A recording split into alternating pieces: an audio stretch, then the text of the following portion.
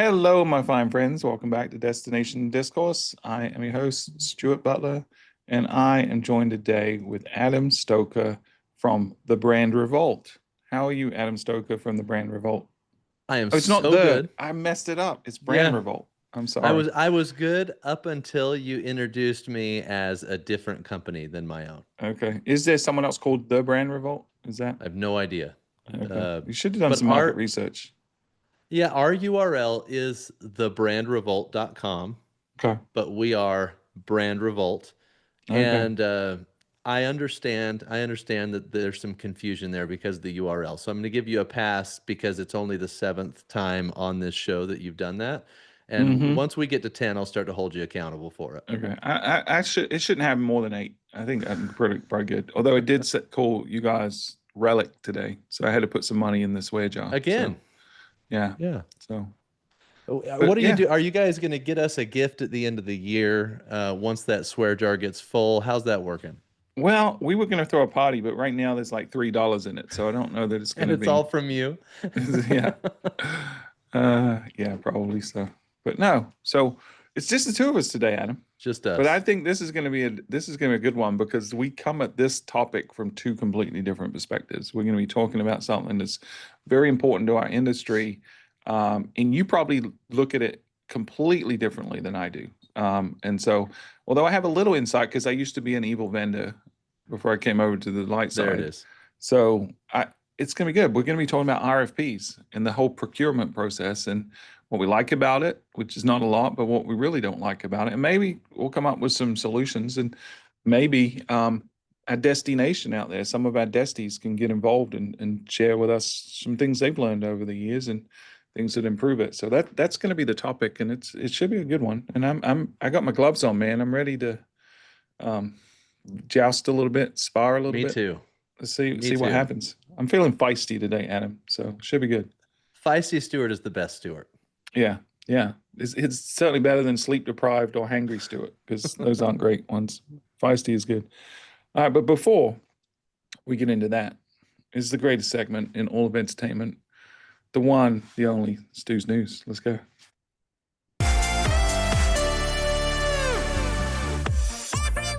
Are we doing the whole thing? I'd rather you didn't. I just feel like we've only done the second half for a while, so I think I'm going to stop it. I'm going to stop it at I half. mean, the hook's the best bit, right? Okay. We did it. That's good. That's We good. did it. Yeah. Yeah. I'm hoping, we're going to be doing a session at Esto on Destination Discourse Live, and I'm hoping we see some of our Desties in the audience with their Stu's News T-shirts. I think Dancing, that'd be good. dancing, singing in the crowd. We need That's to what I make sure want. we do play the jingle at some point during that session. Like, I mean, I think we'd be letting down our fans if we didn't. So, Yeah, we have no choice. We have to. yeah. And talking to fans, so Stu's News today is a topic I wanted to talk about anyway, because it's very recent. Google had their I/O conference and this annual event where they sort of release some of their new things, and I think there's a lot of great stuff. Go research that. And we don't have time to really dig into it in a Stu's News segment. Maybe it's a full episode later, but VO3 was the thing that everyone was talking about afterwards. So for those of you who don't know, this is their AI video generation tool, version 3. A lot of upgrades. They fixed a lot of problems. Hmm. The big one that people are talking about is the syncing of lips with voices. So it already did a good job creating voice and animation, but now they're synced. It's really getting to the point where the uncanny valley is getting smaller and smaller when it's an AI generated person. And I haven't played around with the tool yet, but I've been looking at a lot of the things people have created. And I got to tell you, man, we're getting closer and closer to this being a really viable tool that could have massive implications, not just to destinations, but for all people that are creating content. And so wanted to talk a little bit about that, but we'll frame it around a question that we got. So one of Yeah. our desties left a comment on one of our Spotify episodes recently. So Adam, if you want to read that out. Yeah, this is a repeat commenter here. So his name's Dustin Rowe. And Dustin, thank you for leaving this comment. You said, I'd love to hear a segment on AI gen video. VO3 from Google is going to be game changing for content creation. How do you feel about AI generated UGC? Yeah. So I think we're at the point now. There's even some examples in their library of people that have created influencers or content creators that are posing as if they're real, talking about a destination. Like that seems like a good use case. Now, I think right now with VO, and by the way, for those listening, when we say VO, it's VEO, not just VO, just to clarify. That's Yeah. their tool.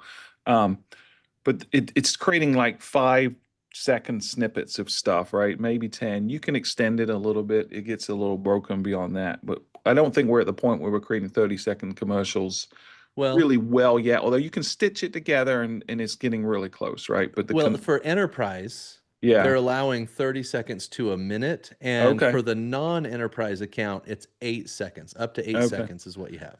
Got it. Okay. So, and I don't know the pricing of that, but it's certainly something our team is going to experiment with. But I think we're probably, I think, 12 months away from being able to really create a good solid 30-second spot with AI um, as a DMO without like a ton of video editing skills, right? I think we heard folks like the Russo brothers who do some of the Marvel movies. They said a year ago they felt like they could create a full 2 hour Marvel movie within the next 2 years using AI. So I think we're rapidly accelerating towards this place where we're going to have some decisions to make, and one of them is around this. It's not just UGC.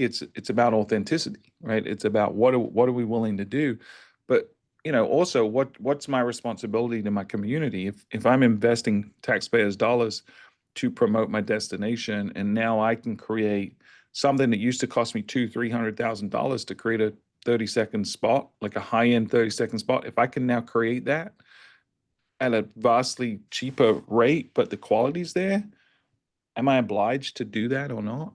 So I think the UGC question is more about, authenticity and being truthful in storytelling to our audience. So Adam, I'd love to hear your specific opinions on that. Yeah, when it comes to UGC specifically, we are kind of nearing a fork in the road where, and I would like to pretend that we get to decide whether or not You and me UGC, specifically, we decide for everyone. we being marketers, really, Okay. because here's what's going to happen is the zone is about to be flooded with fake UGC, inauthentic content generated through some of these video models like VO3.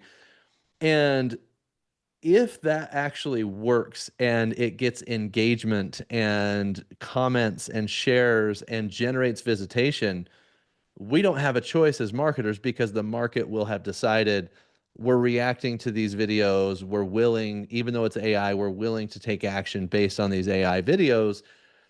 And so as much as I would like to pretend that our call for authenticity as marketers and our kind of purist approach to marketing is going to stop this wave, the only thing that will stop it is whether or not the consumer reacts. And so my immediate reaction is I think it's going to be tested regardless of whether or not we believe it's the right thing.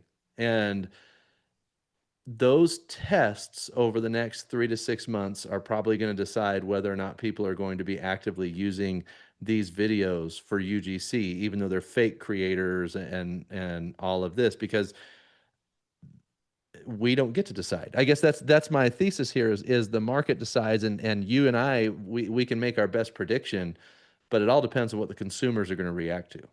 Yeah, and I think you're right. I think there will be certainly people that go all in a way that's inauthentic and dishonest and manipulative. And marketers, there's always bad actors, right? There's always a lot of the reasons some of the regulations related to spam and privacy and all this other stuff happen is because there are bad actors that are going to leverage any tool to their individual maximum benefit, right? And so I think that can work in the short term for sure for anyone. You can game a system, you can maximize it, you can go back to the days of SEO and black hat SEO where you would hide text at the bottom of the page white text on a white background so no one could see it, right? So you can always find a way to game a system, but sooner or later those things tend not to work.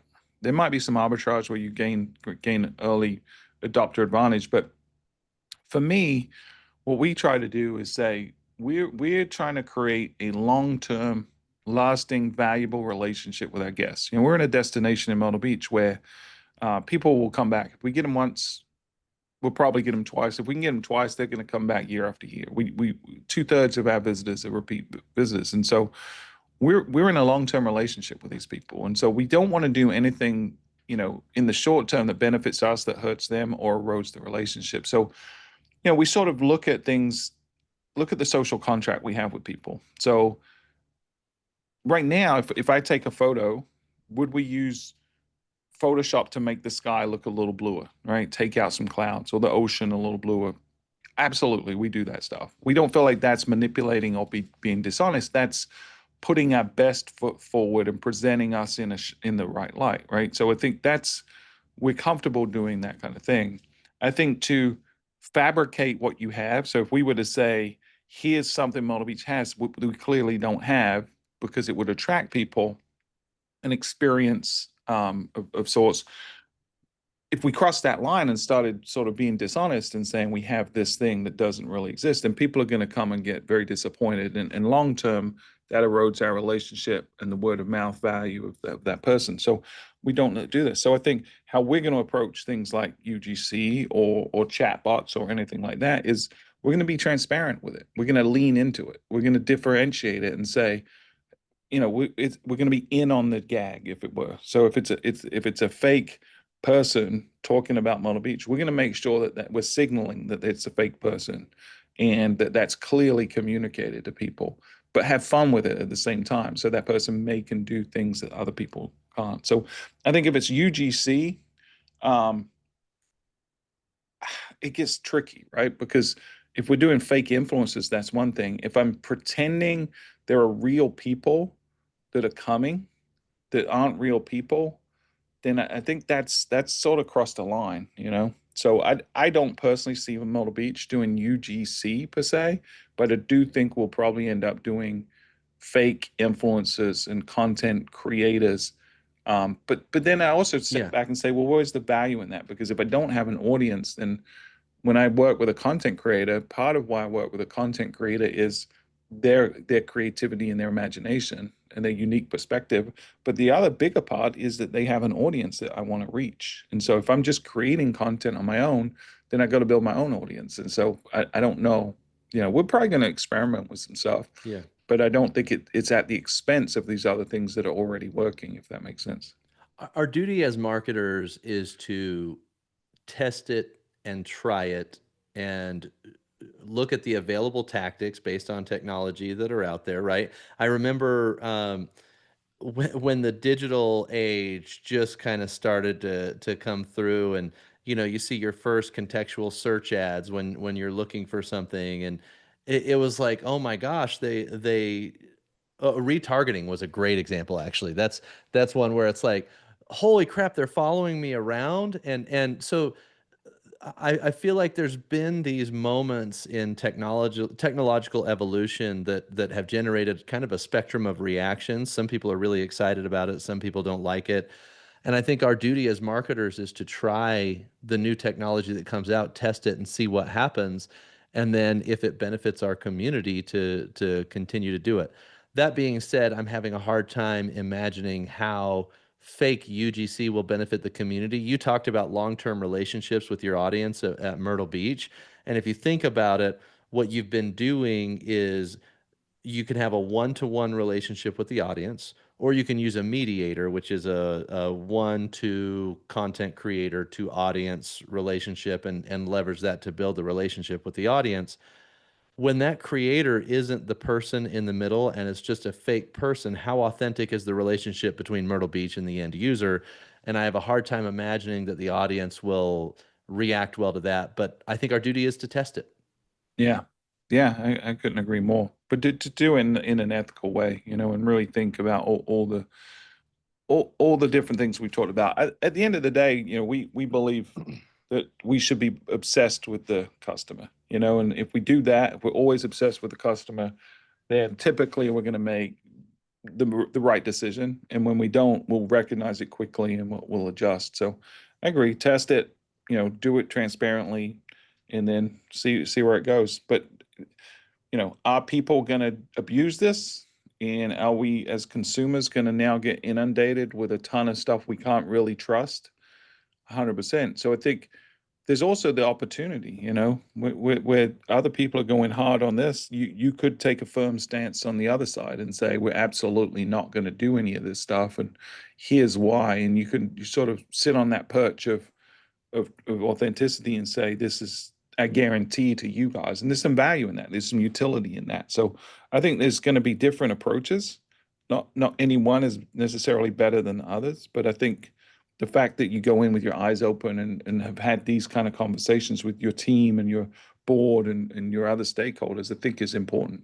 So I do think, and this is the last thing I'll say on it, this will benefit destinations that work with real content creators, because if content is about to be commoditized again at another level, a lot of these creators that have been kind of the only show in town and have continued to raise their prices and all this kind of stuff, I think they're going to have to be more competitive just with more availability from DMOs and other organizations. And so I do think it could benefit the budgets of destinations that this is coming out. oh yeah, no question. I mean, that's to me is the big opportunity in the short term is the efficiencies that we're finding through AI. On a daily basis, we're finding ways that we can do more, and we're also seeing the impact of that in terms of the reduced friction in being a thought leader and being a content creator is already prevalent. Just look at LinkedIn, right? There's a lot of folks, including myself, that can now produce a lot more content because AI is helping, and I think there's Yeah. folks out there that are doing that I like to think I'm doing that in a way that's sort of I'm giving my personality and showing content that I'm influencing. But then you're seeing other folks out there that are just sort of churning out garbage surface level content that isn't really helping anyone and isn't really a reflection of their own opinions. And, it's just noise, so Have we're you going to see that seen on the video stuff side too. have you seen the new AI commenter tools that are out there that will scan LinkedIn for Hmm. posts Yeah. and put comments that are meant to look engaging and have a question at the end of them, but there's no Yeah. human behind it and you can Yeah. tell? And they're just trying to promote their whatever it is. We've gotten a Yeah. couple of those on some of our posts, so we're going to have to become increasingly discerning and distrusting. I think that's the reality, and it's a shame, but I don't know that there's any alternative to that. Yeah. But filtering and is going to become more important. I think how we select what we want to pay attention to is going to be important, and there'll probably be a whole nother layer of AI that comes out for that side of it, right? It's like, here's all the noise. Let's aggregate this into stuff, and then over time, machine learning can pick up on what you like and what you don't, and just get rid of the noise. So as a marketer, that also means it's going to be harder to reach an audience because the signal to noise ratio was just gone completely on the noise side, and so Yep. attention is going to be harder to get. But it is what it is. So I'd love for other people's feedback on this. What are you guys doing? If you're interested in experimenting with video creation and in UGC creation specifically, then let us know. We'd love to hear from you guys. You can always email me, stuart.butler@visitmyrtlebeach.com, or you can hit us both up on LinkedIn, or leave comments in the show on Spotify. So well, let's jump into the topic. I think this is going to be a fun one. So do you have a specific thesis around this? I think I do, but Yeah. I'd love to hear if you have a thesis yourself. Yeah, and to give everybody some background, this is something Stuart and I have talked about a few different times off camera, and I just as we're talking about destination discourse, people are coming in with their kind of hot takes, and as someone who has been working as a vendor in the destination marketing space for 13 years, I just have to say it that the procurement process in the destination marketing space, in my opinion, is completely broken. And the reason I think it's broken is because this process that's being used as gospel truth of how to find a vendor that's going to be right for the destination does not match the way to do it. I guess what I'm saying is, I think if you want the very best chance of making sure you find a partner that doesn't match the goals and incentives of a destination, go through today's current RFP process, because it all of the incentives, and I'll talk through some of these as we go through the conversations, but I think all of the incentives based around RFPs don't match what the actual desired outcome is. And it results in misaligned expectations. It results in archaic approaches to new problems. And I actually think it sets everyone up, including the destination and the vendor, to fail. And I think it's something that needs a complete revamp. Yeah. And so my thesis would be along the same line. And but where I'm at is it's kind of like that quote about democracy is the worst form of government except for all the other forms, you Hmm. know? And I feel like this is the same way. It's like this is the worst form of procurement other than everything else everyone's ever tried. And so I don't know if we're going to get to the bottom of um, solutions today, but I think we can probably both from our specific vantage points articulate where some of the problems are. And I've got a couple of things we've done to try to improve it, but it's sort of iterative. It's not significant. So do you want to start out from the vendor perspective where the problems are? Yeah, I can definitely do that. And I'll go through kind of a few components to paint the picture. As a vendor, I'll do it from my side. I get, gosh, at this point, I get at least an RFP a week from destinations who are looking for a new agency partner. And these RFPs, I read through them, and the number one issue I see is this RFP is a copy of another RFP that has a few edits and sometimes even has, like, I have read through RFPs that still have the wrong destination name in them because they copied another destination's RFP. And so the perception from my side is that every time there's an RFP that needs to happen, the person on the DMO side will reach out to their 5 closest friends in the industry and say, "Hey, can you send me your most recent RFP? I want to look at it and use it and Frankenstein an RFP together that I can use to find a new agency." And then they'll go through that using that as a base and try to make kind of the desired changes. But when the language that you're using from these other RFPs, or even from a standard procurement RFP that you get from your procurement department, is not conducive to what marketing success looks like. So I think even in the writing of the RFP, it does not set you up for success. And then the vendor receives these RFPs, and the vendor will spend dozens of combined man hours to create a response to this RFP. And every vendor is faced with a dilemma. Do I respond exactly as the RFP is written, which a lot of destinations, if you do not follow the exact requests of the archaically structured RFP, you'll be disqualified and thrown out as one of the finalists? Or do I challenge the RFP and say, "You're asking the wrong questions. Here's what we think you actually need," which is a much more risky thing. But then when you've got a bunch of non-marketers or non-destination marketers, board members, committee members, things like that, reviewing the RFP, they're not reviewing for the best ideas in a lot of cases. They're reviewing for the closest match to the incorrect document that was sent out to everyone to respond to. And so what you get is, okay, how good are these people at following instruction? That's the actual outcome that most people who are reviewing RFPs are reviewing for. And to be honest with you, if you're looking for a partner that's just going to follow instructions, you've already set it up to say, well, wait, what value am I getting from this agency? Because they're not bringing me new ideas.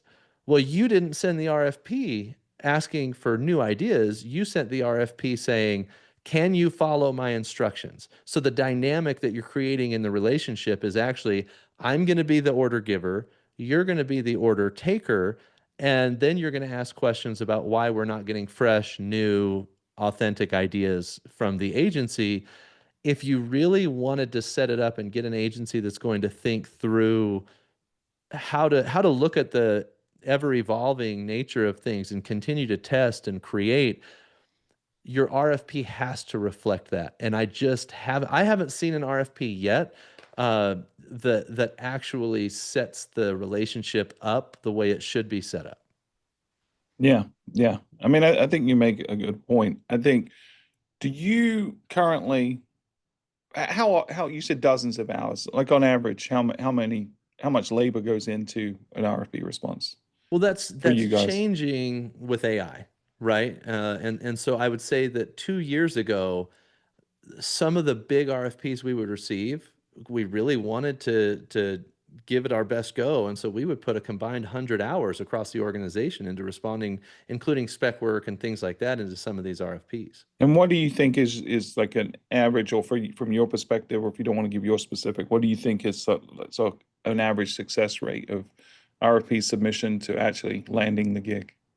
Let's Is let's it in put it single this way. digits? Oh, it's way below single digit. I mean, we're talking 1 to 5% is the winning rate on these And RFPs.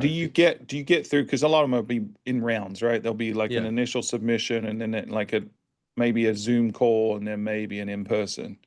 Are you finding that you're getting through first step, second step? Yeah, in a lot of cases will be a finalist. Um, Yeah. but I think this kind of, with the incentive structure that's out there for the way these RFPs are built, the Hmm. safe choice, when you're dealing with the top three, you've probably got one that submitted a radical idea, you've probably got one that was middle of the road, and one that was really safe. And these committees, especially when you've got committees with varying incentives, varying opinions, the safe choice 90% of the time is the choice that's made, and that's usually going to be the agency that has 170 destinations Hmm. that they work with and can demonstrate this longstanding track record of old tactics to solve today's problems. Yeah. So it's certainly broken. I also think it's disadvantage to a smaller agency, especially a newer, smaller agency, right? There's a massive disadvantage there. So let me set the table from the DMO perspective, right? So we take like fairness very, very seriously, right? We have to. And so I think we're sort of forced to incorporate our stakeholders in the process for Define fairness transparency. for me. Well, to make sure there's no nepotism going on, to make sure that we're rigorous in vetting, that there's opportunity for different agencies, non-incumbents, to have a shot at it, right? I think increasingly some folks would argue that there's a case for making sure there's diversity of provider and stuff like that, right? So I think there's a lot of things that are rolled up into fairness, but at the end of the day, it's making sure that the people that are making the decision are making the best decision for the organization, not the most convenient decision for them, not the one because it's their buddy or anything like that, but it's ultimately going to be the best investment for the community's dollars. So I think that's why that it's set up in a certain way. That's why it's set up so the RFP process has like scoring and things like that, like unilateral scoring across the board. So when we do it, I'll talk about our process a little bit. Regardless of the department, it runs through our admin department. Our admin department issues RFPs, and you could argue the merits for and against that. It is a standard template. It is a Mad Libs, if you will, where you fill in the requirements. And then we set a predetermined scoring system based on what we value most, but we try to spread that out from everything from price to relationship fit to did they answer the questions right, and the admin will sort of facilitate it, but then we have usually a task force of minority employees, majority board members, or stakeholders. So let's say it's 7 people in a task force. If it's a big RFP, be 3 employees, four usually board members. um, so that it gives the board confidence that we're operating above board and doing the right things. But one of the things we do right now, and it's something I've only recently been toying with, is the scoring criteria for both cohorts is the same. And I don't know that that makes sense anymore, because to your point, these folks that are sitting there that aren't marketers, right, that don't really know the nitty gritty, why are they scoring how effective someone's going to be at doing a marketing job when they really don't have a way to do that? So this is sort of occurring to me. I've thought about it a little bit. This is occurring to me a little bit in real time. What if we sort of had an aggregate score, but the criteria is different depending on your role on that task force? That's something I might actually start introducing.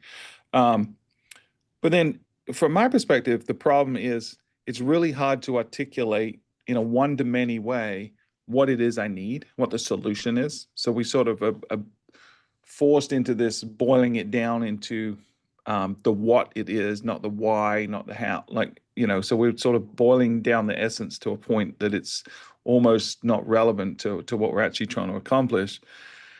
And then we put it out there, and then it's grueling, right? The RFP process from our perspective is grueling. If you could go invite only, but then you're eliminating people and you're not and then that looking at fairness everything. issue And that comes fairness in, right? goes, right?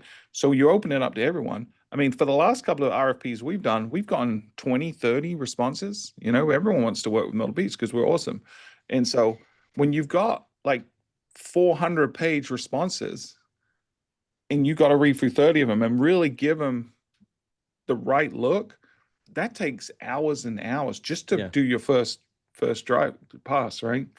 So that's broken. So I'm thinking now, like, is there a way to short circuit that a little bit, right? Is because what I don't want to happen is agencies start to use AI to generate it, and then we start to use AI to analyze it, right? Because that's where you could see it going.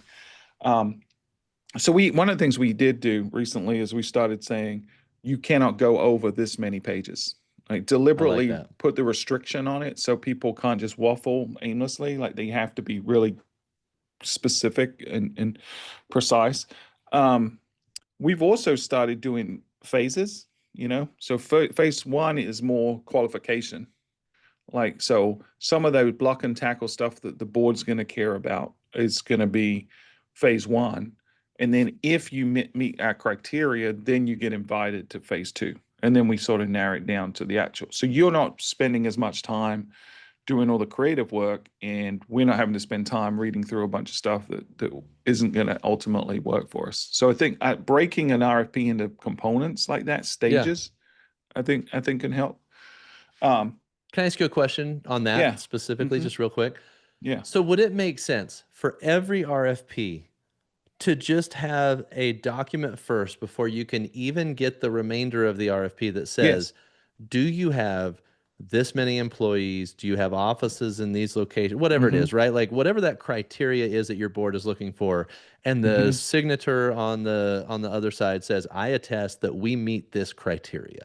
Yes. And then if you you can get do, the then you RFP. get the RFP. Yeah, I think that's something we've started doing more. That is immediately such a win-win for both sides, because then it's like, okay, I'm not going to waste any of my time. I don't meet your criteria. Dozens of hours saved for me. Yeah, it is, right? And for you. No one's wasting any time. I think deciding on what that criteria is important though, because I think generally speaking, I want confidence that it's in the Goldilocks size, right? It's not too big, it's not too small, it's the right size of team. But I also want innovation, right? I also want, and sometimes the smaller companies bring innovation that the big companies don't always, right? So there's a balance there, but I think you can decide on certain criteria. In that might be that I'm not willing to take a risk on a source of business this big for someone that's less than a couple of years old, right? It could be stuff like that. But then I think if you're going to do that, you have to find a conduit to experiment and pilot projects with smaller companies. Because one, I think you want to help breathe life into that ecosystem and bring new guys up a little bit. But two, I think you can get more innovation that way. But I think deciding as a policy that you don't have to RFP everything, that certain scale projects don't have to go through that whole procurement process, that we can run on the fly, a little more test and learn. I think that that's important. Um, my biggest pet peeve in RFPs, I think we've solved it though, um, is historically people would bring in their A-list talent to do the dog and pony show, right? And they would wow you, and they would be spectacular, and they would be the smartest people you've ever met, and you get really excited about all the vision and the creativity in the room, and you build great relationships, and then you sign them, and then all of those people disappear because they're working on the next RFP, and you get given the cheapest or the newest or the rookies on your account, right? Because there's an incentive for agencies to sell their best and to provide their cheapest. They're going to make more money that way. But it never works long term. And that's why I think a lot of agencies have so much churn. Like a lot of agencies have so much client churn. And so what we've started doing, and I think this is effective, is in the RFP, we specifically say, when you present, the person leading the account has to be the primary lead on the thing. And the others, only people that can talk in the presentation are people that will be working on our account on a daily basis. And it's a game changer. It's Yep. it's a fundamental game changer. So I would encourage everyone to do that. I like that. I like that a Yeah. lot. Yeah. I think there's a couple things that I would say that I think could really simplify this process. One of the, I guess I'll start with the issue and then what I think the solution is. One of the issues is, especially the stakeholders that are going to be there as part of the committee or whatever, if they're hoteliers, they're going to say, okay, what's going to get me the most hotel rooms, booked? And same with restaurateurs, what's going to keep me busy or whatever. Well, you've got a long-term vision for the organization, for the destination, right? And sometimes what's going to work over the next 6 months, we know that it might be diminishing over the next 6 years, right? And so Mm-hmm. what I would recommend is instead of having the short-term view on an RFP of like, okay, this person can get me this result right now, even though it doesn't match up with our long-term vision in some way, shape, or form. I think an RFP, instead of saying, I need earned media that's going to include press releases and events and this and that and fam tours and travel writers, and like a lot of RFPs will kind of spell that out. Or on the marketing side, I want Google ads and I want Facebook ads, Instagram, all that kind of stuff. How about instead it just says, I have this problem, I have this budget. How would you solve it? Yeah, I like that. I mean, I think that that's good because that is one of the problems with RFPs is you're seeing how good a company is at responding to an RFP. You're not really seeing how good they are doing a job, you know? So part of me always also wonders if you could just sort of do some like dating with people, with different companies, and Yes. say, hey, I've got this problem. I'm going to give a little piece to 3 or 4 different agencies and see how they do. And we're going to work together for 6 months. And then we're going to decide based on the relationship, based on the results, I which don't one even think you need is the, 6 months. I yeah, think you could literally say, listen, we're going to give our three finalists a $10,000 project. yeah, And if that project goes well, here's the business that's on the other side. Now I have yeah. revenue against the hours that are going against it. You're not Hmm. seeing how good I am at designing a PDF. You're actually seeing how well do our two teams work together and the nitty Yeah. gritty of everything from the account manager to the creative team to whoever's involved, right? And you have a vision actually for what the dynamic between the two organizations is going to be for the future. Hmm. In my perfect world, that's what it looks like. If I make it as a finalist, I get the opportunity to prove that we're a good partner. And I think Hmm. every vendor would appreciate that, and every marketing team who has to work with the agency that the senior brass selected will appreciate that more too, because they actually get to see what it would be like on a daily basis. Yeah, so I'm going to put on my Adam Stoker hat here a little bit and sort of push back a little bit. So if I'm a small agent or a small DMO or even a big DMO, right? My limited resource is time. Like that's Hmm. always the limited resource. Doesn't matter if you've got one employee in marketing, half an employee in marketing, or 10 employees in marketing. It doesn't matter. Time is your limitation. And so the thought of me now having to onboard and work with 3 or 4 different new vendors at the same time scares me a lot. And so you'd have to set it up in a way that these folks can get what they need from me, Yeah. but without bogging me down on a day-to-day basis, So the projects would have to be the right type of projects, right? But what's more valuable or invaluable?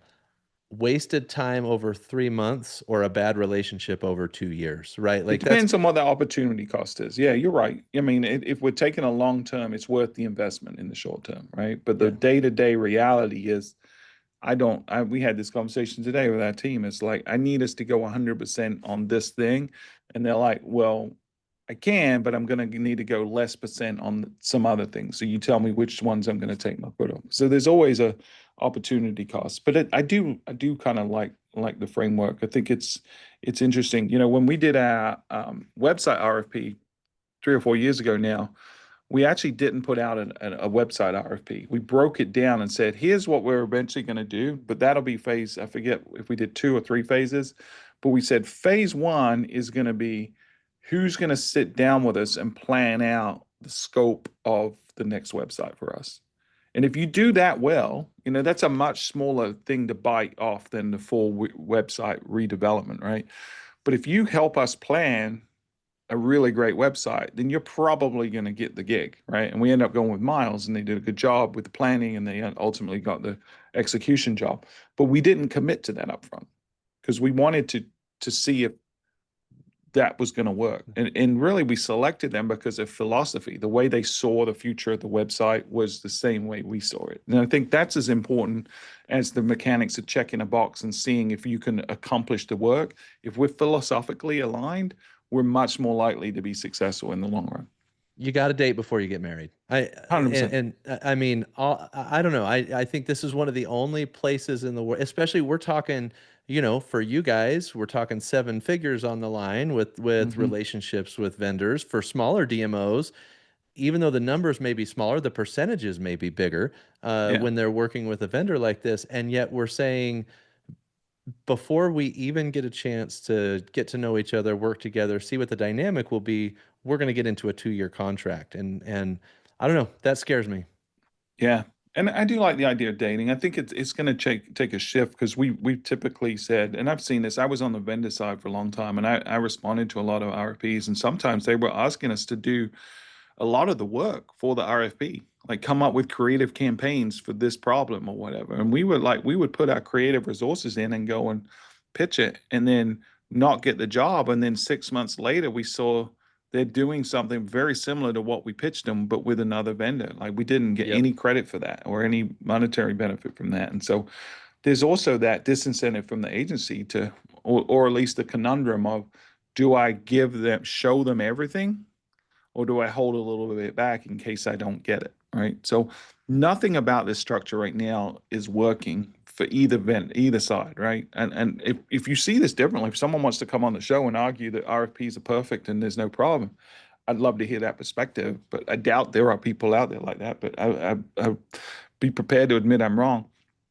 But I'd love to also hear from other people. What are they doing to fix it? But I think we've identified a few really simple things you can do here Yeah. today, and some we're already doing. Some I hadn't even thought about until today. But I think doing different scoring systems based on your knowledge and your role on the task force is something we're definitely gonna. I'm gonna go talk to our admin about that in a second, because I think as long as you can agree on the framework going into it, then it's fair, and you're accomplishing what you want to accomplish without sacrificing someone not having the knowledge to be able to fairly judge something. So I think that's one. Asking your vendor to provide the resources that will work on your account. I think that's another one. Yeah. Giving opportunities for small successes through pilot programs, things like that, breaking down the thing. Like those 3 things alone would be, I Yeah. think, significantly improve the situation. So, I would say also unstructure your RFP a little bit. Like mm, there's so much of the what we want because you want to compare apples to apples, I think. But what you do is you basically prescribe out the creativity, and what mm, results is you get the plan you asked for.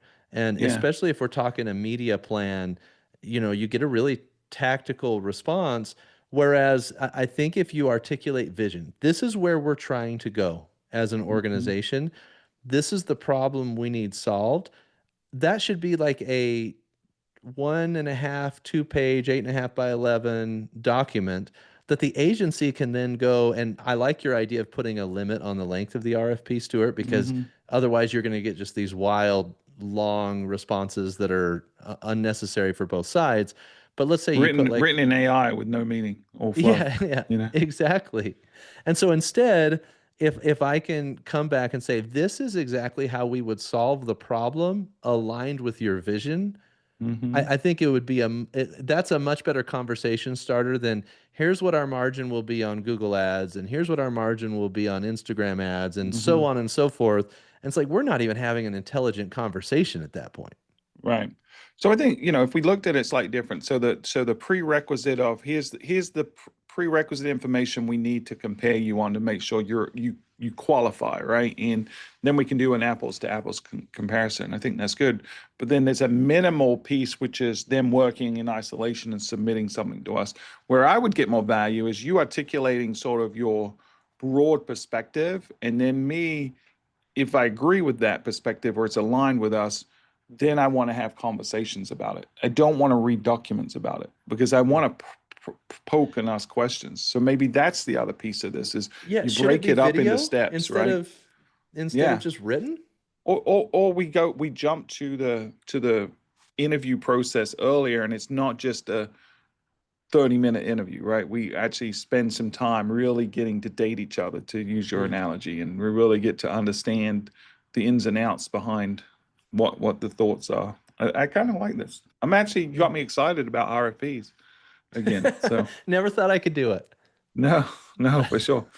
But I would love to hear other perspectives on this from vendors and stuff. I mean, we're forced to do RFPs in a lot of, it's not ideal, but I do think it's like I said at the beginning, democracy is the worst form of government. It's just better than everything else. Yeah. Um, I think RFPs are the same. Like, I don't know that you could eliminate RFPs from us if we're being good stewards of our taxpayers' dollars. I think that you could get sideways really quick, Yeah. and you lose the protection of the organization that way. I agree with that. I think the process needs to evolve. And Mhm. I'll just kind of wrap with this for the destination marketing space. The vendors in the industry, especially with some of the things that have changed, like ARPA funding drying up and the venture funding for a lot of these venture-backed organizations, it's harder to get funding than it was in the past. I think Mhm. vendors are the primary source of innovation in our space just because of the structure of DMOs, how as quasi-government organizations, it's really hard to have a massive R&D budget and things like that. And so Mhm. innovation needs to come from the vendors. And vendors are struggling. I talk to vendors all the time, and across the board, I can tell you that a lot of the vendors in the industry are struggling, and the idea of continuing to spend dozens and dozens of combined hours on RFP responses when the system is broken, I think it's a very difficult ask if we want to continue to have the vendors that have innovated in our space continue to innovate and invest in our space. And I think the dynamic between vendors and agencies needs a little evolution, just like everything else is evolving now. Well, so just don't respond to one of the RFPs this year. Spend that time creating templates for the perfect RFP, and then put that out publicly on, I don't know, a place like Tourism IQ, and then see if you can get DI and others to start promoting the fact that here's a standardized template for RFPs that fixes a lot of the problems. I think if you had the right coalition of people, you could probably get some momentum behind that. Yeah, So. But I yeah, agree. I I, think I it has like to that. come from the benefit. I could sit down and redesign the RFP process from scratch, but then I would want to probably selfishly keep that to myself. And there's not really an incentive for me to share that with necessarily with everyone else. But I probably would, because I do things like this show, which are not entirely in my own interest. So, but there's probably not a DMO that's going to take the lead on that, other than to look at it from their own perspective. So, yeah, Yeah, go do it, Adam. Go fix the RFP problem. we're gonna work on Yeah. Now my brain's running. I'm like, nah, I kind of want to do it too, though. So I don't know. it. Maybe you come up with your own version, I'll come up with my own, and then we'll have people vote on it. How about How that? about you do it and I'll just present it as my own? Does that work? Well, I mean, that's basically what you do with this show. So Oh, Okay. Very well done. Very well done. Awesome, man. It's that time. But I appreciate this conversation. It's good. You've actually like we talk a lot about this show being a love letter to the industry, and we want to be better tomorrow than we were today. But I got to tell you, there's often, and this is one where I'm learning on the fly, and I'm a better CMO for being a participant in this show. So hopefully our audiences are also feeling that benefit. And everyone that's listened to this today, hopefully the next RFP they do will be slightly less bothersome than it was previously. So Yeah, yeah, I mean, you mentioned it's a love letter to the industry. This is where I want to spend my next 30 years, and I know there's a lot of vendors that feel that way, and I would love to see us be able you're to. gonna work till you're 90. That's pretty impressive, man. I'm going to work till I'm 110, Stuart.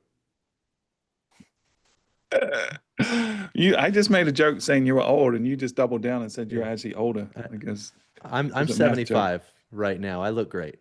Yeah, well, we've lost it, man. If they want to find out more about you or ask you questions or invite you to do an RFP, where can they do that? Yeah, hit me on LinkedIn, Adam Stoker, or on Tourism IQ, and you can email me at adam@thebrandrevolt.com. We're not the Brand Revolt, we're Brand Revolt, but our Yeah, get it URL right, is everyone. the Brand Oh, Revolt. get it right, people. I mean, I can't believe there's still people that calling you the Brand Revolt. Right? It's crazy. It's unacceptable. If you want to reach out to me, stuart.butler@visitmyrtlebeach.com, or you can hit me up on LinkedIn. And I'll be honest, Adam, I put out a post recently asking people to send us ideas for future episodes. I got a bunch. So we're going to have a lot in the hopper. Now, we'll say it was mostly from vendors, the evil side of the industry that, maybe have a little incentive in there, but we're going to make sure we keep them honest. And this is not ever going to be a sales pitch. We want this to be real dialogue with real people and really invite the folks that are on the DMO side. Like I Yeah. know there's burning issues or things that are frustrating you. Would love to have you reach out to me and tell me what those are. We got a couple of really good ones coming up in the next few weeks, and I think people are going to enjoy it. But I would love to really hear what are the problems. Let's have a conversation and discourse around them, and hopefully we'll all be better tomorrow than we were today. So until next time, this has been Destination Discourse. Thanks, everybody.